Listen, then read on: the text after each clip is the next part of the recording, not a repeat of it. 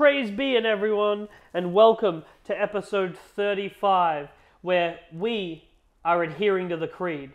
This is the way. This is the way. In this episode, we're mainly going to be talking about the super exciting stuff that got shown off last week. But first, season 2, Season 2 of the Spy Squadron. Set 2, spoiler season has officially started. Let's go. It started off with, we're going to be working our way through a few of the cards that don't fall into the keyword categories, and then we're going to cover off the rest of them as we go through the keywords. Last week there was a stream that covered off the general keywords of the set. It was really fun. It was really interesting. We love seeing it. I love Smuggle. I have been sick this week, so I sound a little bit more nasally than usual, but that's fine. You just have to deal with it as we talk about new cards. We're going to dive right into the cards. I think there's like 3 of them that don't really fit within the current keywords. So we're going to cover those off, and then we're going to dive into the keywords. So, first card of the new set officially spoiled. Just 2. Oh, just 2? Yep, just 2 that don't fit into any of the keywords. Cool. Well, first card of the new set that was officially spoiled by the FFG, Facebook, Twitter, whatever social medias that you've seen. You should have been paying attention, and if you weren't, it's Crosshair. Let's go! Bad Batch, let's go! And they say, like, they've been showing off the art for the Bad Batch, and I love the art that's been coming out for the Bad Batch. It is so pretty. It is so nice. All of them look so good. And having seen the full card of Crosshair, this is going to be a banger. I really card, like man. it. So he is a 4-cost command villainy. Spoiler alert.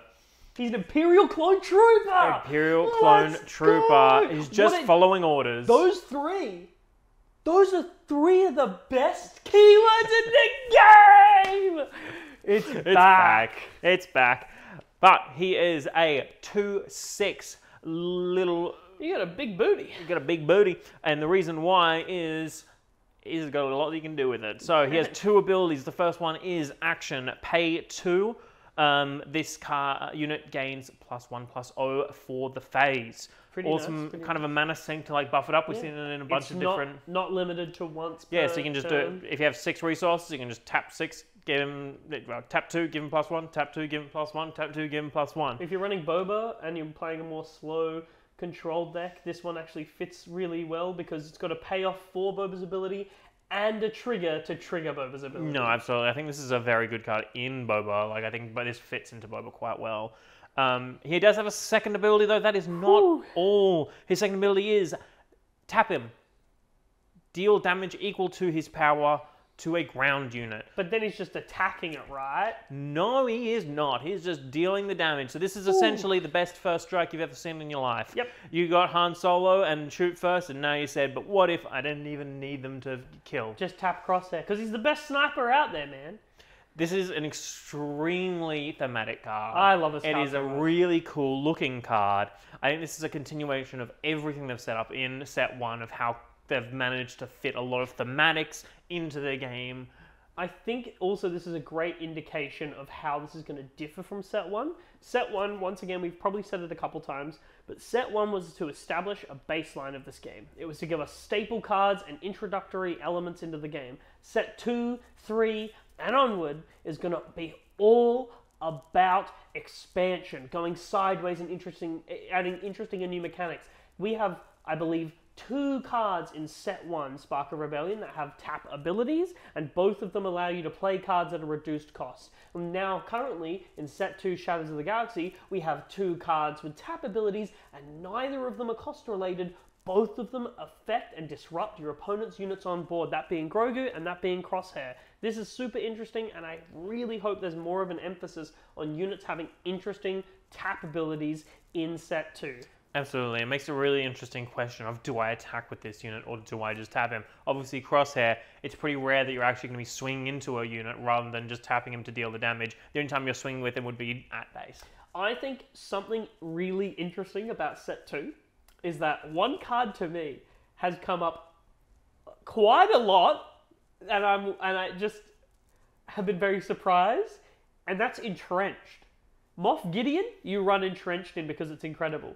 Put Entrenched on Crosshair, and suddenly he's a 5/9 that is just tapping and pinging damage everywhere. And then, okay, well, I gotta get rid of him. Well, what are you gonna do? Swing into a 5/9? Yeah, absolutely. He's really tough to deal with at that point, and really doesn't care about the not being able to swing into bases part. I think, yeah, kind of dropped off in the middle there a little bit, the Entrench, but now it's back in full force in these kind of really like heavy control Iden and Keranik decks that have been coming through. This card fits really well into, because it's essentially, especially in a slow burn control deck, dropping a Crosshair, putting an Entrenched on him, and then just going, cool, well, I've got Avenger in the sky and Crosshair on the ground.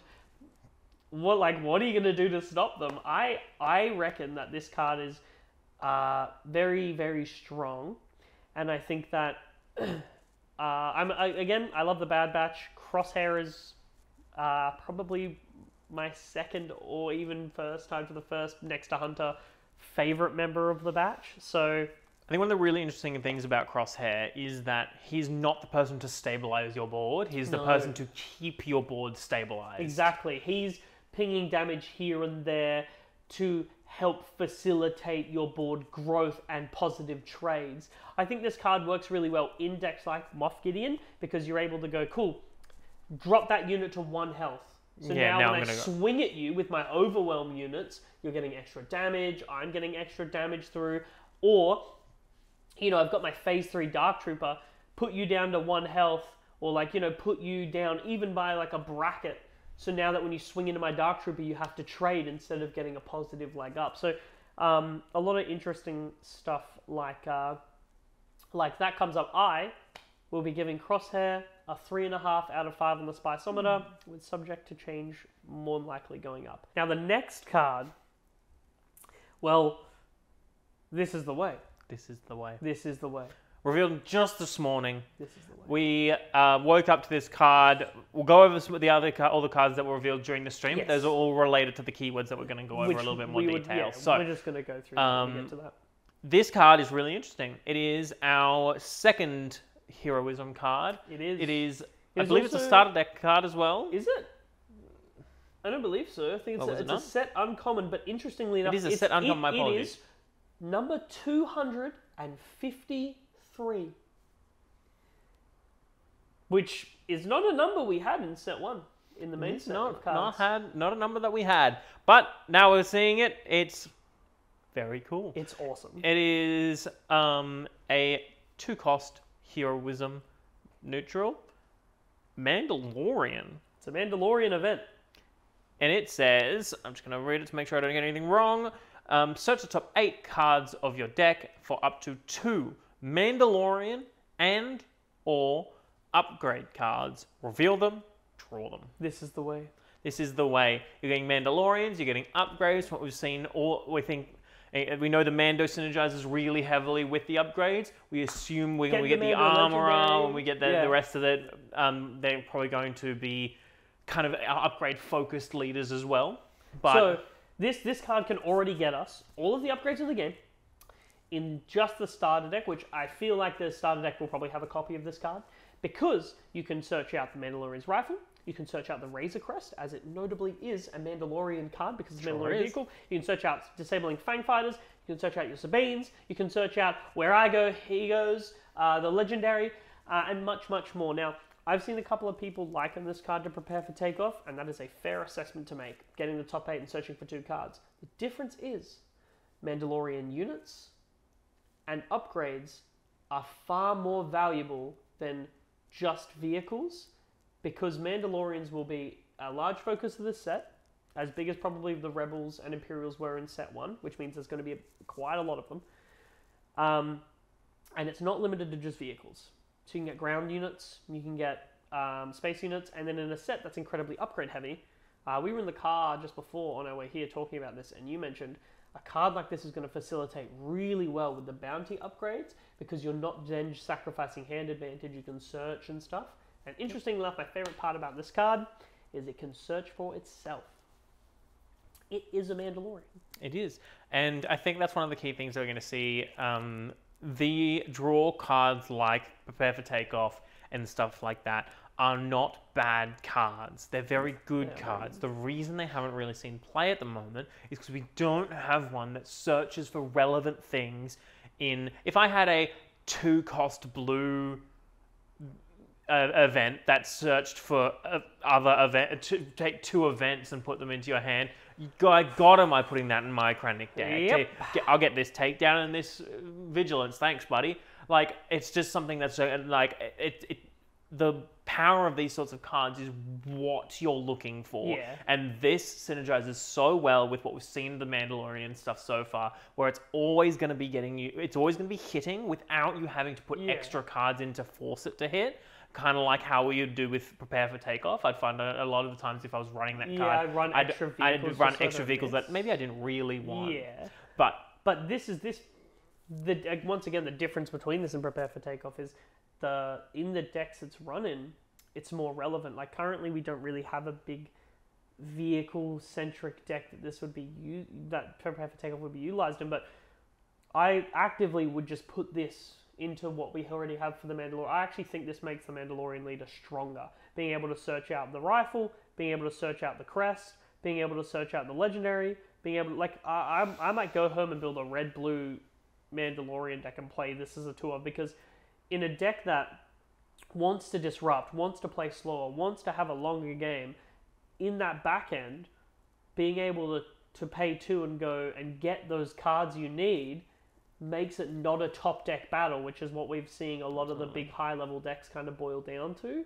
And giving options like this to a deck that has this kind of strength is so powerful. Like imagine in the late game, you're top decking and they go pay 2, get the Mandalorian's rifle, get the Razor Crest, pay 3, put this onto the Mandalorian, tap that down and steal it.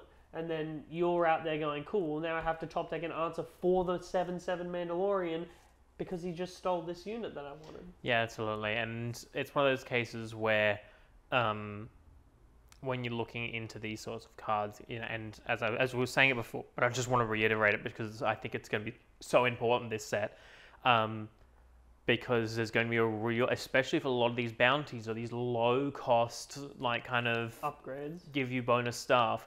And even if from what we've seen in Wanted, untapped 2 resources, well, there you go, what right? What do you use the 2 resources for? Well, it's a zero cost. It's a zero cost. It's a zero cost upgrade. You pay 2, you get that and something else that you need. You put it on something, you swing into it, you kill it, you untap your 2 resources. You can then pay another 2 resources to do it again. You've then essentially paid 0 to go search for 1 card that you need. You paid 0 to search for 1 card you need and tap down a card. And tap down a card. See, there's a lot more nuance to this card than what it first seems like, where you just say, it's just Prepare for Takeoff for different things. It's really not. And I think, like, whether it's something that's going to be like, oh my god, it's going to be meta, but it's definitely an include in these kind of Mandalorian decks, I think. Yeah, for sure. Like, we're only going to get more Mandalorian units this set. That's just like a given. And imagine if we get a Paz Vizsla unit, which I'm sure we'll probably see, because Paz Vizsla rocks. Imagine if it's super strong and relevant. Well, obviously I'm going to want to have it. So turn 1, I play my Sabine. Turn 2, I pay 2. Top 8. Oh, there's my Paz Vizsla and my Hotshot DL44. And then I take that, put the DL44 into Sabine, buffer up, and then I have my Paz ready to go. We know we're getting the armor. We're getting we're probably getting a Bo-Katan or some sort of like. There's going to be so many like options that you're going to have available to you that you're going to want to be running anyway. And there's going to be so many upgrades. We're going to have so many more upgrades coming. This card is going to get better and better as this set gets revealed more, and it's already good. This is the way. This is the way. I give This Is the Way a 4 out of 5. I actually think it's insanely good. I think, imagine, and the way I would posit this to you is, imagine if we got this in set 1, but it was Search for Rebels or Imperials instead of Mandalorians. Yeah. Could you imagine if that, like, Tarkin, the 4-cost Tarkin is pretty solid, and the only thing that lets him down is him being a 4-cost. Yeah. He's just using too many resources. Like in a Vader, in a ramp deck, I'd happily... I actually do like having 2 of them in a Vader Ram deck, just to be all like, okay, we're in the late game now, pay for, cool, Vader Devastator. Like, just getting that stuff is pretty nice to have like a 2 of. So it's kind of the same thing, except this is cheaper and digs deeper. So pretty solid. I think now we're going to move on to the 3 new, well, not keywords, but 3 new mechanics that are being added to Star Wars Unlimited in Set 2. And the first one we're going to be talking about is one we've talked about before. We've talked about 2 of them before. We haven't talked about one of them. We're going to go through the first 2, and then we're going to spend more time on the third one because we haven't actually explained it yet. This one we're going to be talking about, we talked about it before with the Mandalorian, searching up those upgrades. This one is not an upgrade, but it still contains the keyword. It is Bounty. This is a cartel turncoat. It is a 2-cost cunning heroism. It is a 1-cost cunning heroism 2/3 with Underworld Vehicle Fighter. Interesting. Again, Underworld making a huge appearance in the set, being Shadow of the Galaxies. And this unit has Bounty, draw a card. So when this unit is captured or defeated, your opponent who captured or defeated it gets the Bounty. So they'll get to draw a card. Absolutely. The reason this card has Bounty is, as we said earlier, it's a 1-cost 2/3 in space. So it's an aggressively statted... Very aggressively statted. It's a very aggressive space piece. And the downside of it is if your opponent kills it, they get to draw a card. It's very much a similar case of something like Force Choke, where it's kind of giving your opponent a card to be able to play ahead of the curve. Yeah, because it's like, Force Choke is ridiculously good removal. So obviously, if it didn't have a downside, it would be the best removal in the game. Yep. And even now, like, let's be real, you could draw a card, whatever. It's not too bad. So seeing cards like this from maybe an aggressive yellow hero deck, like I know the Han Solo deck, could utilize a card like this, throw it out with the Vanguard Aces and stuff like that. I think, to me, there's a big difference between Force Choke and this, and that's that this is a 1-cost. 1-costs have so weird in Star Wars Unlimited, because you're either using 2 cards from your hand to play this and something else, or I'd just rather play an A-Wing. Yes. So it's a case where I wish this was more like a 2-cost 3/4. Woof. Which would be the same higher stats. True, but like a Wooga. But that's the kind of thing that I'm saying. Like, there's a 1-cost. It's like a lot of the time you're either going to spend 2 cards in your hand and have to find a way to refill, or you're just playing this, whereas you may as well play a bunch of other space units that cost 2 on that first turn play. So I think this definitely isn't the best card in the world. This isn't the card you can be clamoring for. But what it does do is it does a really good job of showing where Bounty can go and what it can do. I think one thing you'll notice from the next couple of cards shown and the cards they showed off is they're more sealed cards than they are constructed cards, which was a pretty common theme in Set 1's spoiler season. But Set 2 spoiler season is going to be a lot denser. Obviously, we've got 10 more cards. Apparently, there's an asterisk there. Don't know what that means yet.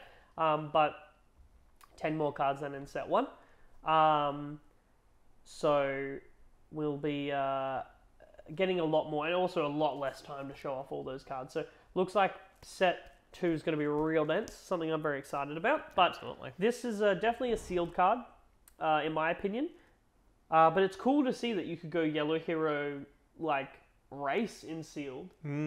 Like a similar to a layer deck because Yellow Hero race has never been a thing before. Yeah, I know what you mean, but, you know, like, rather than like a layer or something, I get what you're saying. You can go like this. I definitely give it like a 2 out of 5, but I think it's interesting to show off the bounty mechanic. I think we'll see a couple of interesting things, like, naturally, I think if we get a Cad Bane leader in this set, which I personally feel is pretty highly likely, he'll synergize with Bounty. Naturally, he's like the best bounty hunter in the galaxy. Sorry, Boba fans. I mean, it's one of those things where it's like, as feared bounty hunters in the galaxy go, Boba Fett and Cad Bane are the pinnacle. That's it. Those are the fellas. They're the guys, unless you include Black Chrysanthemum. We'll also probably get a black I K really card. hope we do. I've got Afra, and Afra and Black K are like best buds. Yeah, the surprising. According to Afra. Just Afra. Man, Black K is definitely Afra's best friend. Afra is not. I'm like, anyway. But I think we'll also see. I would like to see a unit that gives like a passive. Two things I think would be cool to see, or I would like to see in Bounty, is a bounty that gives you multiple options when you claim it. For instance, it'll be like, choose one, draw a card, get an experience counter, or something else. Or a card that gives your opponent's units, like a passive effect that says all your opponent's units that cost 3 or less have bounty, do this. Yeah, absolutely. And I think that's going to be something that's really cool. I think the majority of this is going to be upgrades. I think we're probably going to get like upgrades in each color that have these bounties that you can put on things. I think that's going to be a big part of the set. Yeah. But I definitely am really excited to see what else they can bring out with these things that have bounties stuck on them that they can kind of give other awesome effects to, or like other things that do certain things, or all that kind of stuff. Like I would love to see like if something has a bounty and a when defeated ability. Yeah. It's that case of like, hey, kill me. Hey, kill me. But like, it's like, I'll get something. A mutual benefit. Like, I'll get something and you'll get something. And it's important to note that capturing, so when defeated, the difference is, because for those of you sitting at home by going, but James, if it's bounty, isn't that just when defeated? No, a bounty actually triggers when captured. When defeated's don't, when they're captured. So, pretty interesting. Stuff. I would like to see a lot more cards with this. It seems yellow is currently the bounty color, but I don't think that'll be the case. No, I think that's just general. I think all the colors are going to get some form of bounty. I agree. Next up, we're going to be talking about capture, as we just were. And we're going to be talking about that in the form of a very interesting blue card that got revealed. Firstly, the artwork on this card rocks hard. Does indeed. It is Unexpected Escape. It is a trick. What? But is that a set 1 synergy? Making its way into set 2? Indeed. Now, oh my gosh. It is a 1-cost blue neutral event that says exhaust a unit. You may rescue a captured card guarded by that unit. Now, there's a lot of words being thrown in at you here. And it's one of those situations where I assume this is one of the card that they revealed, because it's the card that shows off the 3 different words that are going to be associated with. And I think one of them is one that I was not expecting to be a word. And defender. Oh, guarding unit? Guarding unit. I think that's going to be more important than we think. That is going to be I think there's going to be things like when this is guarding something, it gets bust. I actually could see that. When another like this gains Sentinel when another unit is guarding a.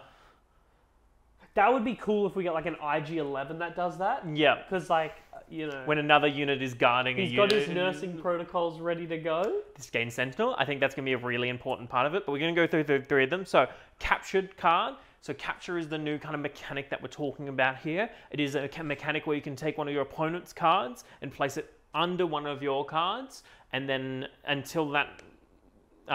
essentially until the card that is... So you choose one of your opponent's units. Currently, it appears that you can only capture units. So you pick one of your opponent's units, you then pick a guarding unit of your own, and you may take that captured unit and put it under the guarding unit. Until that guarding unit leaves play, is captured itself, or is defeated, when that happens, you get your guarded unit, your captured unit, you get it back.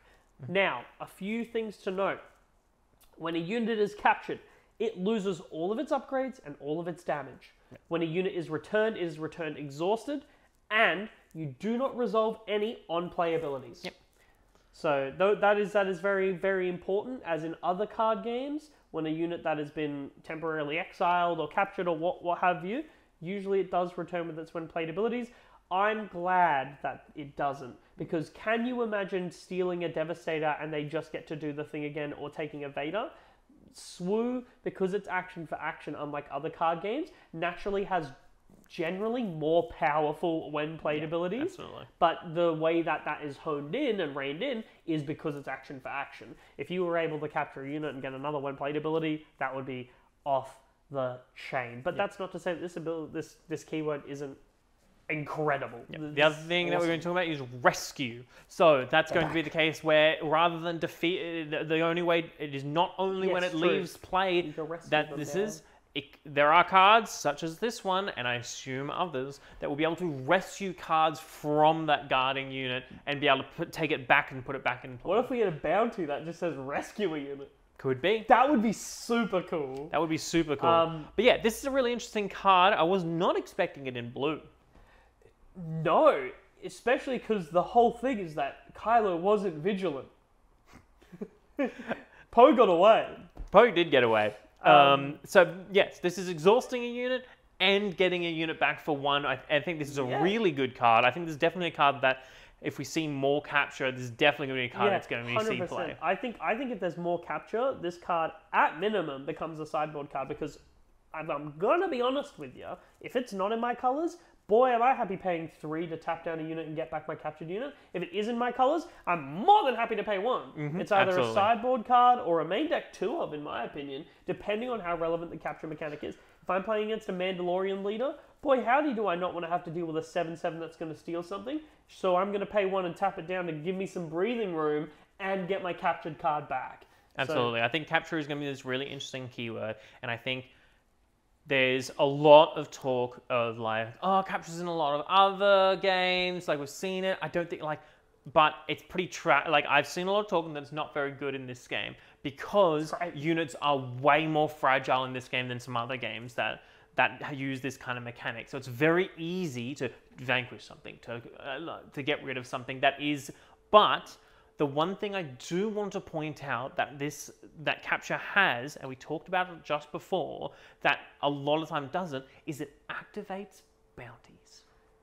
It does. You can activate bounties by capturing cards. Bounty is specifically activated by capturing. And again, I think that one thing to remember about SWU is, yeah, it's a card game, and there are a lot of other card games like it, but there aren't either, because it's an action for action based card game, and a lot of things don't translate. I think capture is an incredibly good keyword and skill, because if I'm capturing something, and yeah, your response can be, oh, just vanquish it. Okay, you've just vanquished this guarding unit, but what about my other threats that you would have used that vanquish on? You did that to get that card back, but ultimately, has it gotten you further ahead? What if I load up one of your units with bounties and then Mandalorian's rifle and capture and get a bunch of value off of it? Yeah, sure, you can pay 1 to rescue your guy. I'm happy with drawing my cards and untapping my resources and what have you. And it's one of those things where in stuff like that, that ship that we saw before, I can't remember his name immediately, you can be like, oh, awesome, I'll capture that, draw a card. Cartel. I'll swing into that, trade this unit, you get that back, and then I'll kill it and I'll draw a card. You can just keep getting that bounty off it. Yep. You can constantly give, you can use this on your own unit. Pretty sure it just says exhaust a unit and then rescue a captured unit. If you have someone who has if your opponent has a unit that has a really good bounty, and you just have capture on a stick, give it back, just give it back and keep taking it to get the bounty again. Just punish your opponent for going, capture's a bad mechanic, and go, okay. I think that's the thing about capture. I think we've assumed what it's going to be, this kind of control style, pseudo removal. It's too versatile. When I actually think they've created a much more versatile keyword, One thing I think, we love the community, but like all card game communities, we tend to jump to conclusions. And I think for sure we do. We'll go back and watch the episodes where we do it. But I think it's important that set 1 showed us that we just can't with this game. Yeah. We've seen cards, and I've seen cards, and I've just literally given them a rating of poopy rating, like Traitorous. I said, never gonna see play, not a good card. Traitorous is incredible. Everyone runs it. It's a great card. It's definitely not sideboard chaff. And the main reason is because I was trying to use prior card game knowledge and apply it to a game that in this instance, it just doesn't work. So sometimes mechanics will be rough, other times they'll be incredible, and I think they've really hit the nail on the head with these new mechanics. So, speaking of new mechanics, We're finally going to talk about the final excited. mechanic This that's is the coming mechanic in. I'm This is so also a excited keyword that is coming through. It You weren't is. sure whether this is going to be a keyword it's or not. It's alternative cost as well. Hello. It is smuggle. Oh, you And I love love smuggle. this mechanic. I'm so happy. I think this is a fantastic mechanic. Such a good mechanic. I think we'll talk about the first card that they showed off. That kind of showed the very basic of this. I think they showed off. They showed off four cards. Four cards with smuggle. 3, and each one shows a different thing. They showed 2 units. One that is just a general unit, one that has an ability when it's smuggled out. They showed an event that you can smuggle out, and they showed a really, really sweet upgrade that you can smuggle out. We'll get to the upgrade last because that's the most interesting of them. But first, we're just going to talk about the Vigilant Pursuit Craft. It is a 5-cost neutral blue unit. It is a 3/5 Sentinel. Now, in general, that's okay. It's fine. It's like pretty a worse generic. Or kind of same. Was it Corellian Freighter, the 5/5 for 5? Yeah. Now, this has smuggle. Smuggle It has 7 and a blue, or 7 blue. Smuggle for 7 and vigilance. Yeah. Now, we're going to say a lot of like vigilance, cunning. They have the symbols on them. You'll see it here. This is essentially the exact same when you're looking up the top, and it's 5 and vigilance. It's the same thing. It is just an additional check on what the cost is going to be. So it's 6. If you've got a vigilance, all good. Yeah. If you don't have vigilance, then you're going to have to pay 2 more. It is adding the tax to this as well. You might see this and go, but guys, the next couple of cards you're going to talk about have the same one. The last one doesn't, and that's why it's interesting to talk about. It's very important to make that distinction. The smuggle playing the smuggle does not means you completely ignore that top part left of the card. The smuggle mechanic is so interesting. So we know that in this game you may look at your resources at any time. With smuggle, you may pay the smuggle cost, revealing the card from your resources and playing it from your resources. If you do, you may take the top card of your deck and put it into your resources exhausted, replacing the card you just smuggled out. Essentially making your resources part of your hand. Absolutely. If you thought that hand side, like drawing cards was all right, but not always necessary before, it's going to go double down now as your resources have now become part of your hand. Let's go. And that is very cool. I think that is...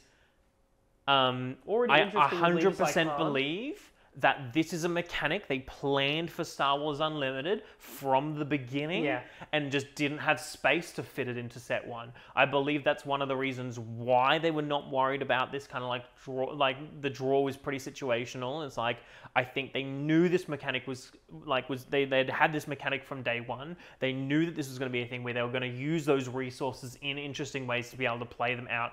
And that to me is shown immediately by the fact that it gets replaced. Yeah. It's essentially making your resources a second hand for you. I love it. And it's so cool. I think it's such a sweet mechanic, and I love that it works with leaders like Han. I think it's such a unique and powerful, and I actually don't think any game's really done anything like it. Just being able to go, look at my resources, cool, just play this. And it literally, they can come out of nowhere, as we'll show you with a couple of cards in a moment. But a few things to note. When you pay the cost of the card, you do not combine the cost from the top or the bottom. As James said earlier, you just look at the smuggle cost if you are playing it from your resources. You still have to pay any aspect penalties or cost penalties based on cards. For instance, if you play an event from your resources using smuggle and Del Meeko's out, you still got to pay the extra one. Notably, you can use the untapped resource and pay for itself. So for instance, if this is in my resources and I have 7 resources and I pay 7, I can then reveal this and play it, then replace. So it can use itself to pay for itself.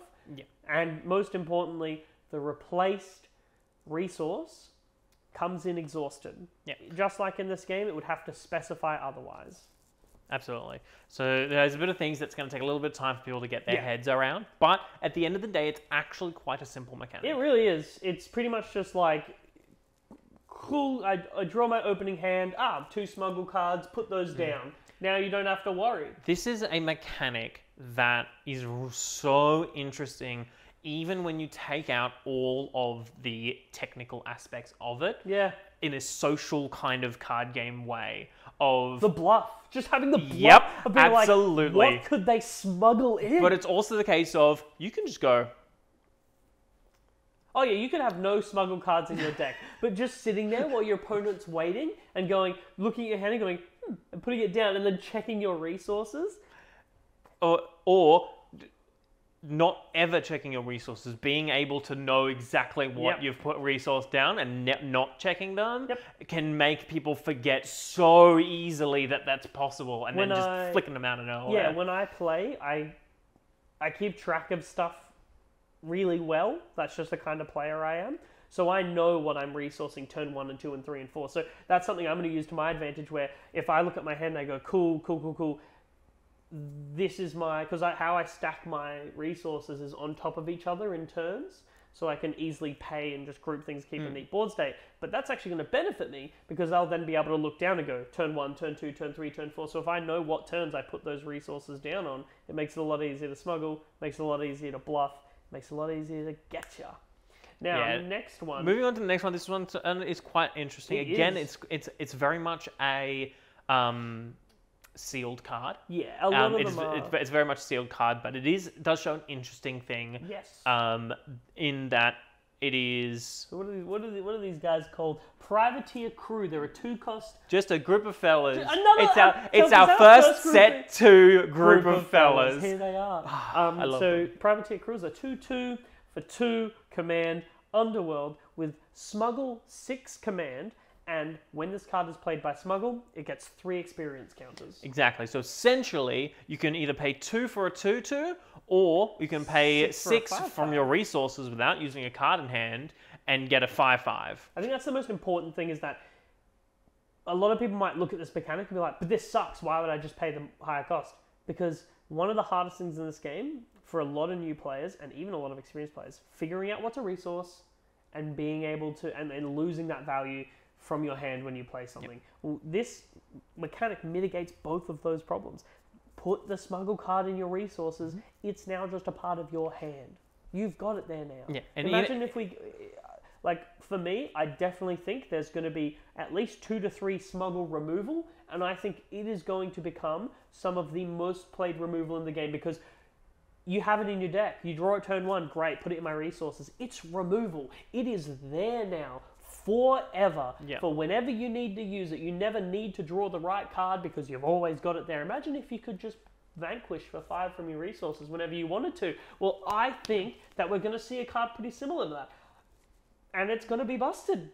Yeah, and one of the key things as well is this is an ability where you go, awesome, I only have 2 cards in hand, neither of them are particularly good, and I really need to kind of build up some more hand size to keep going. All right, well, I just pay 6, I'll Smuggle this out. I'll play this 5/5, I'll draw 2, that'll be my turn, I'll draw 2 cards, I'll have 4 cards in hand now, and now I have a lot more options, and so it's one of those cases where I think this actually makes cards like Childson better. Yeah. Because you have that ability where you haven't before of just being like, I can play out something as a threat, Yep. throw something out there to like trade without And using then my hand, and then be able to keep my drop blue that. cards in hand to be able to reveal to buff Chardson up. I'll give both this card and the Freighter, I give them both about a 2.5 out of 5. They're just both sealed cards. They're not bad though. They're pretty good sealed cards, but definitely sealed. Now, one thing to note is that you will be putting a random card from the top of your deck into your resources when you do this, which opens up lines for cards like Lando Calrissian from set 1 to become a more relevant card. And Absolutely. in my opinion, maybe I'm huffing my copium here, and I've said it already and I've said it before and I'll say it again, but I really hope that we get a Lando Calrissian leader. That's the Donald Glover from Han Solo, because I love Childish Gambino so much.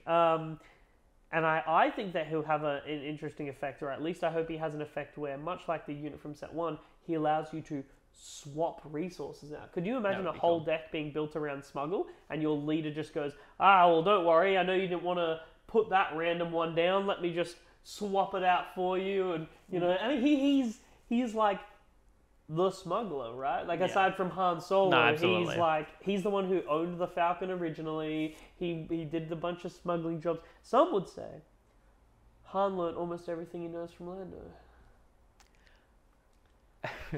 Lando would say that. Lando would say that. But moving on to a very interesting card. I made a meme about this. You did make a meme about this. A lot of people missed the point of the meme. They thought I was trying to make a statement. I assure you, I don't think this card will replace Energy Conversion Lab. I just thought it would be funny. This is Timely Intervention. This is a 1-cost command neutral card that says play a unit from your hand. It gains ambush for the phase. I like this art. I like this art a lot. Well. You got like Zero in the hut in the background. I can't remember his name. This bounty hunter. I know his name. Yeah, he's in the Clone Wars a lot, but I don't know him. But Zero the Hut. I just call him Hat Man. Okay, that's him. I'm the Hat Man. Hat Man and his dog. But this card's really, really interesting. Like, much like all the other cards in Star Wars Unlimited, you still have to pay the cost of the card you play. But given anything ambush with no cost restriction is pretty sweet. Yes, yeah, absolutely. You have to pay 1 or 2 more. And a lot of the time, if you were using it from just your hand, you're using 2 cards. Benefit of this card is you can put it down turn 1 and smuggle it into the late game, meaning you don't lose 2 cards from your hand. You just get to play a unit for 2 extra, and it has ambush. Imagine if that was just a mechanic in the game. Absolutely. That'd be busted. Mm-hmm.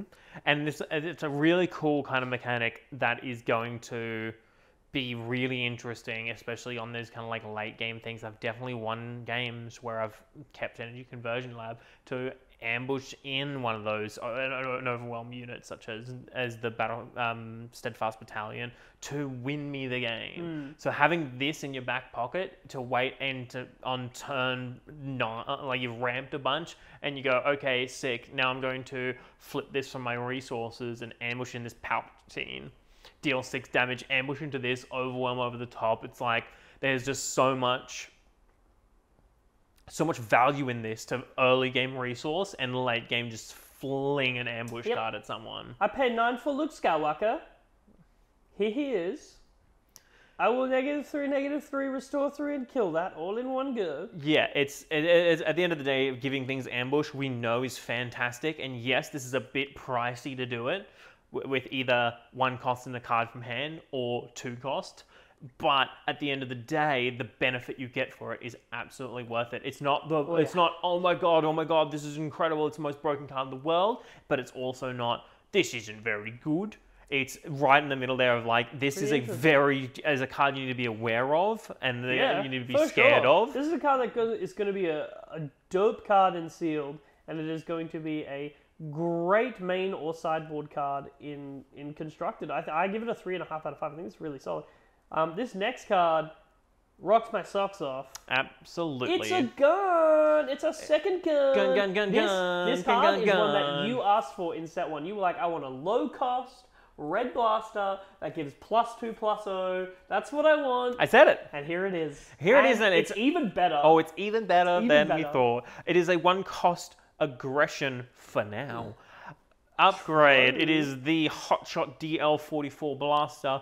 It is a very iconic blaster around the world of Star Wars. Just seeing one Han Solo uses. He uses the DL-44, baby. Let's go. This is attached to a non-vehicle unit, naturally, obviously. Like a lot of gold. Gives it +2/+0. Gives it +2/+0. Then that's it. It's just a 1-cost +2/+0, which I think is really good. Having those breakpoints, giving it to something like Greedo to be like, I can now do 5 damage. It's like, go away. Except it doesn't, because it has Smuggle for 3, Cunning. So this is notably this is a red card with a Cunning Smuggle. So what that means? You've seen it here first, folks. The first dual color. I mean, kinda, sorta, not really. Not really. one of the things I'm going to say completely, there is never a case in this card where you need both aggression and cunning. I just want to make that 100% clear. At no point, no matter what you're doing with this card, you will never need both of those symbols. I mean, unless, like, you just have that deck going on and you don't want to have to pay the additional cost either way. But it's not a necessity to run both. You can be a mono yellow deck and run this, which means, yes, it costs 3 to equip straight from hand, but if you resource it and pay 3 and smuggle it out, you don't have to pay the additional cost. Because you're cunning, and the smuggle cost is cunning, you match those symbols. If you were to try to play it from hand and you're double cunning and you have aggression, tough luck, buddy. But when it is played from smuggle, you may attack with the unit you attach it to. Absolutely. That this is sweet. This is snapshot reflexes coming in from the energy.